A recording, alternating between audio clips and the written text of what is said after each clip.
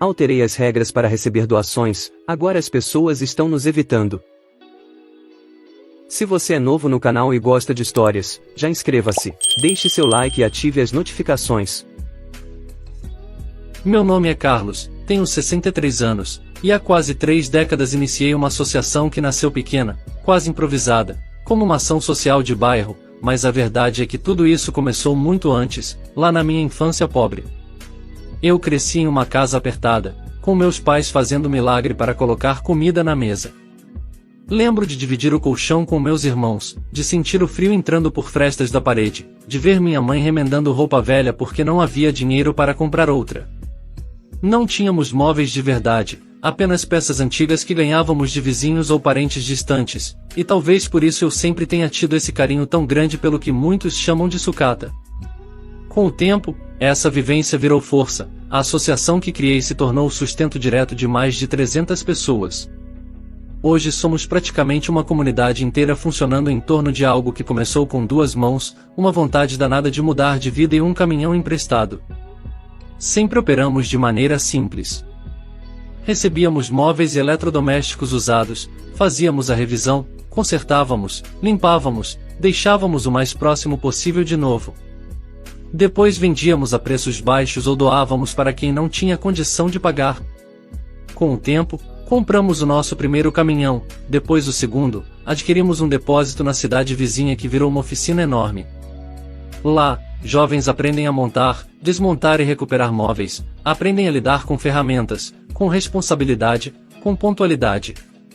Sempre fiz questão de cuidar desse lado humano do trabalho, porque sei bem o valor de ser guiado quando ser jovem e está meio perdido na vida.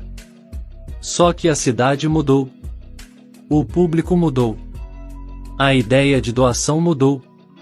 Antigamente, famílias que estavam reformando a casa doavam móveis bons, antigos, pesados, de madeira verdadeira.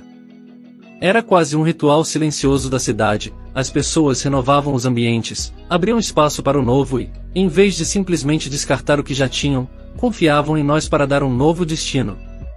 Muitas vezes eu mesmo ia junto fazer a retirada e me surpreendia com a qualidade das peças, guarda-roupas firmes, mesas maciças, aparadores que tinham atravessado 3 gerações. Era um fluxo natural, quase harmonioso. Quem doava sentia que estava ajudando, nós transformávamos e repassávamos, e quem comprava ou recebia depois ganhava móveis que durariam mais 10 ou 15 anos. Era uma corrente que funcionava para todos, um ciclo em que cada parte saía fortalecida. Mas nos últimos anos algo começou a virar, e de uma maneira que no começo eu tentei ignorar, achando que era apenas uma fase passageira. Primeiro apareceu como uma minoria, uma ou outra ligação esquisita, alguém querendo que buscássemos um móvel já meio suspeito, faltando partes, com cheiro estranho, com histórico duvidoso. Depois isso virou padrão. As pessoas começaram a nos procurar não para ajudar, não para contribuir com a corrente que sustentou tanta gente por tanto tempo, mas para simplesmente se livrar do problema delas. O discurso era sempre parecido, quase ensaiado: é de graça para vocês, vocês aproveitam tudo, alguém vai querer. Mas, na prática, não estavam doando o que era útil, estavam tentando repassar o que não servia para nada, móveis que já tinham passado do limite da vida útil há muitos anos, verdadeiros riscos sanitários, pragas ambulantes que só encontravam destino porque acharam em nós uma forma barata de descarte. A pior experiência que tivemos, que hoje vejo como um prenúncio do que viria depois, aconteceu no fim de 2019. Uma senhora de uns 70 anos ligou, toda educada, disse que a filha tinha dado móveis novos de presente de Natal e que queria doar o conjunto antigo, roupeiro, penteadeira, armário de sala. Marcamos para um sábado cedo, porque seria longe, quase 50 quilômetros. Chegamos lá. Prédio antigo, 5 andares, sem elevador. Subimos tudo carregando ferramentas. Entramos no apartamento e, quando Jefferson, um dos nossos jovens mais experientes, na época com 17 anos, encostou a parafusadeira no primeiro parafuso, o parafuso simplesmente afundou. A lateral toda do roupeiro virou pó. Cupim. Muito cupim. Era só tocar e a madeira desmanchava. O Maurício, de 15 anos, abriu a porta do armário e deu uma leve puxada e ela caiu inteira na mão dele. A penteadeira, quando arrastamos, Perdeu o espelho que caiu e se quebrou em 3 partes.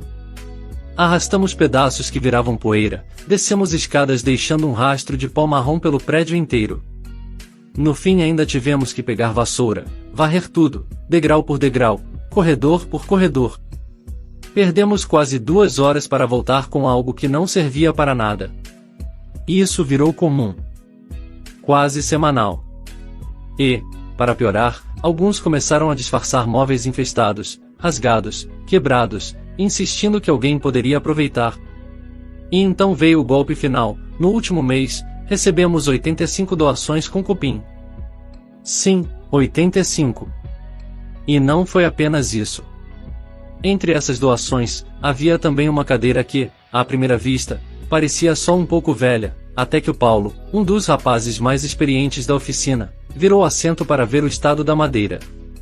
Ali, bem embaixo do estofado, havia um ninho enorme de formigas cortadeiras, cheio de folhas picadas, túneis, larvas, tudo vivo, tudo se movimentando como se fosse um pequeno mundo escondido. A cadeira estava literalmente servindo como uma casa para a colônia. Uma delas, com aparência mais calma, passou despercebida e acabou infestando parte da oficina. Tivemos que parar tudo, dedetizar o galpão inteiro, jogar fora peças que estavam prontas, interromper serviços e comprometer entregas. Foi um final de semana inteiro perdido.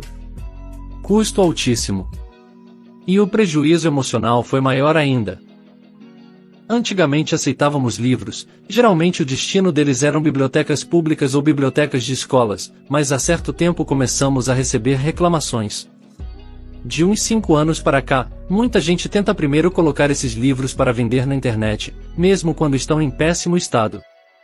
Só depois que passam semanas sem receber nenhum interesse, sem sequer uma curtida, é que decidem doar para nós, como se fosse a última alternativa antes do lixo. O diretor de uma escola municipal uma vez me mostrou um desses livros, no dia seguinte ao que doamos. Ele disse que foi etiquetar o livro na biblioteca, mas ao abrir se deparou com as páginas repletas de buracos de insetos, e de fato, mal dava para ler. Eram muitos buracos mesmo, um verdadeiro queijo suíço de papel. O desgaste ficou tão grande que passamos a abrir caixas e caixas de livros em estado tão degradado que tivemos que incinerar alguns para não correr o risco de passar pragas para outros volumes da oficina.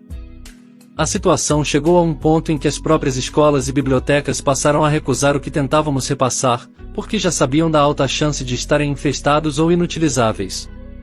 Outra surpresa que tivemos foi uma televisão, daquelas de plasma, das primeiras que surgiram depois das TVs de tubo. À primeira vista, parecia apenas velha, talvez queimada, nada além do esperado. Mas quando tentamos ligá-la na bancada, ela não deu sinal nenhum. Nenhuma luz, nenhum estalo, nada. O Renan, que costuma fazer os diagnósticos mais rápidos, decidiu abrir a tampa traseira para ver se havia algum componente solto ou queimado. Assim que ele removeu os parafusos e puxou a carcaça, vimos o impossível: o interior inteiro estava tomado por uma colônia de formigas minúsculas, tão pequenas que pareciam pontinhos marrons andando pelos circuitos. Elas tinham construído pequenos túneis entre as placas, tomado cada fresta, ocupando todos os espaços. Ao mexer um pouco mais, dezenas delas começaram a sair correndo, fugindo para a bancada, entrando em outras máquinas que estavam desmontadas. Foi um caos. Outra vez tivemos que pausar tudo, isolar os equipamentos e limpar cada canto, porque essas formigas se enfiavam em qualquer espaço, até mesmo dentro de componentes que custam caro para repor. A TV estava totalmente perdida, e ainda causou prejuízo ao contaminar outras peças. Foi aí que decidimos criar uma regra simples: antes de irmos buscar qualquer doação, a pessoa precisa fazer uma chamada de vídeo mostrando os itens. Essa regra salvou a oficina, mas está matando a associação. O número de doações despencou.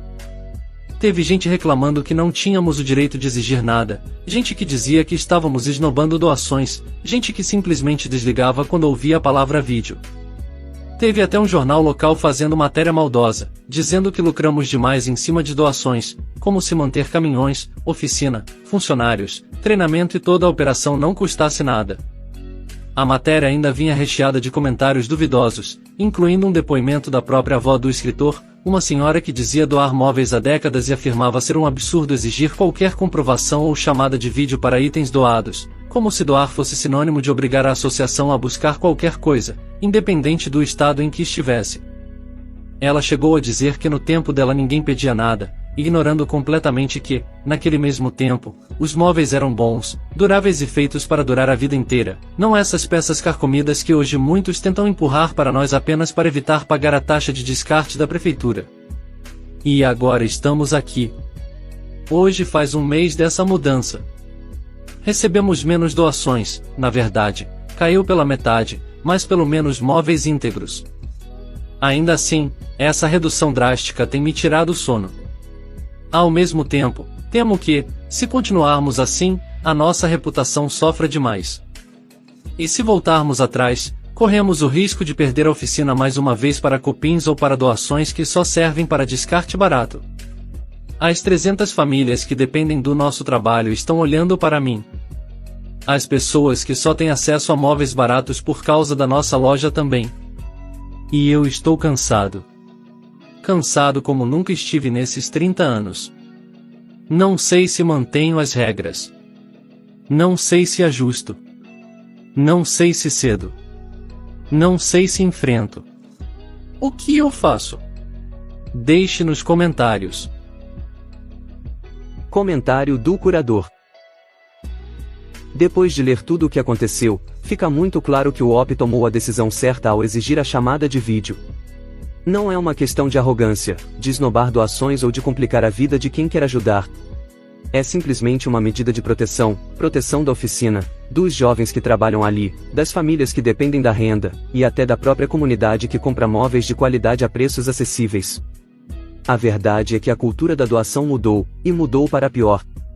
Hoje muita gente tenta primeiro vender aquilo que ainda tem algum valor e só lembra de doar quando já virou problema, quando ninguém se interessa, quando o objeto já está no limite do impossível. Isso não é doação, é descarte. E descarte mal intencionado, muitas vezes. Móveis com cupim, livros infestados, eletrônicos cheios de formigas, tudo isso representa risco real, custo real e prejuízo real. Nenhuma associação consegue sobreviver aceitando esse tipo de doação eternamente. O OP fez o que qualquer gestor responsável faria. Mapeou o problema, pensou em soluções, colocou um filtro mínimo para impedir que a associação vire aterro. E isso não só é correto, é necessário. Não manter essa regra seria colocar em risco empregos, estrutura, equipamentos e até a segurança sanitária da oficina. Uma opção muito sensata agora seria transformar essa regra em campanha. Divulgar abertamente, com transparência, o motivo da mudança. Mostrar fotos, sem expor pessoas ou nomes, relatar casos, explicar de forma clara como móveis infestados podem arruinar semanas de trabalho e gerar custos altíssimos. Mostrar também como a triagem prévia evita desperdício de combustível, otimiza o tempo da equipe, preserva o patrimônio e garante que o espaço continue existindo para quem realmente precisa. Quando as pessoas entendem o motivo, muitas deixam de criticar. E mais importante, a sociedade como um todo começa a perceber que doar não é empurrar qualquer coisa para o outro, é um ato de responsabilidade. Uma campanha bem construída pode não só recuperar parte da reputação perdida, como também educar a comunidade e reforçar que a associação não deixou de ser solidária. Ela apenas se modernizou para continuar existindo. Mostrar a loja, os rostos das pessoas que compram ali, as famílias que só conseguem mobiliar suas casas graças aos móveis recuperados, e até mesmo o dia a dia dos jovens que trabalham na oficina pode ser uma forma poderosa de humanizar tudo isso. Quando a população vê para onde vão as doações, quem realmente é beneficiado e o impacto direto que cada peça causa, a percepção muda.